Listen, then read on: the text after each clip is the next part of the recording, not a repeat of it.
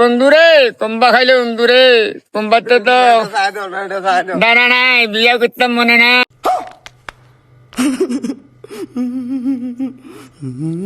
প্রেমে পড়েছি আমি প্রেমে ওই শেষে ভিডিও চালু হয়ে গেছে। তো এভরিওয়ান সবাই কেমন আছেন? আশা করি আলহামদুলিল্লাহ ভালো আছেন। আমি আপনাদের দোয়া আপনাদের ভালোবাসা অসংখ্য ভালো আছি। তো বাড়িতে যখন বসে আছি ভাবলাম আজকে একটা ছোট্ট একটা ব্লগ ভিডিও বানাই আপনাদের জন্য। তো আপনারা দেখতেই পাচ্ছেন আমি এখানে কিছুক্ষণ দাঁড়িয়েছিলাম, দাঁড়িয়ে থাকার কারণ হচ্ছে আমার ফ্রেন্ডের জন্য। তো সে অলরেডি চলে আসছে, আসার পর আমরা দুজন একটু ভাবসাব নিয়ে একটু হিরো হিরো ভাব নিয়ে যাচ্ছি। তো যাওয়ার পথে সে দেখলো কি রাস্তার মধ্যে এক পাশে একেবারে পুরো ব্লক হয়ে যাচ্ছে জঙ্গলে। তো ভাবলো কি বেশি যেগুলা চলে আসছে রাস্তার মধ্যে ওগুলো একটু কেটে দিই। তো আমি বললাম কি দেখ আমরা যে ব্লগ ভিডিও বানানোর জন্য ওই যে ভিডিও করতেছি ওই ভিডিও করার জন্য অনেকটা সময়ের প্রয়োজন ছিল, আর এগুলো পরিষ্কার করার জন্য একটা সময়ের প্রয়োজন আছে। এত পরিমাণে জঙ্গল হয়ে গেছে যা আজকের পক্ষে সম্ভব না। তো যেটুক পারতেছে ওটুক করছে, তো করার পর আমরা চলে যাচ্ছি পরবর্তীতে।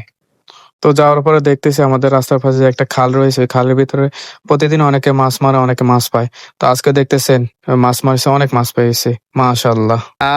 তো আমরা অলরেডি চলে আসছি যে কাজের জন্য বাড়ি থেকে বের হয়েছি। তো আপনারা দেখতেই পাচ্ছেন আমি বাড়ি থেকে আসার পর কাজে লেগে গেছি। দেখতে পাচ্ছেন আমি একটা গর্ত করতেছি। গর্ত করার কারণ হচ্ছে আমার এক সাদিয়া সেই ইদানিং দেখতেছি অনেক নাচানাচি অনেক লাফালাফি করতেছে। তার এগুলো দেখে আমার সহ্য হচ্ছে না যে আমি গাছটা কোপাইতেছি, ও হচ্ছে সাদিয়া সাদিয়া মনে করে আমি কোপাইতে শুরু করে দিছি। আর এদিক দিয়ে আমার বন্ধু বলছে কি তুই একটা শক্ত করে তার ল্যাজটা ধর যাতে ছোটাছুটি লাফালাফি না করতে পারে। তো কাটা শুরু করলাম, ধাক্কা দিয়ে দেখতেছি পরে না, ওর মনটা অনেক শক্ত, এত পরিমাণে শক্ত যে কাটতেছি কাটতেছি তো পরে না তো পরে না, তো তো আপ করে পড়াতে লাগলো। তো আমার বন্ধু দিছে খিচ্ছা দৌড়।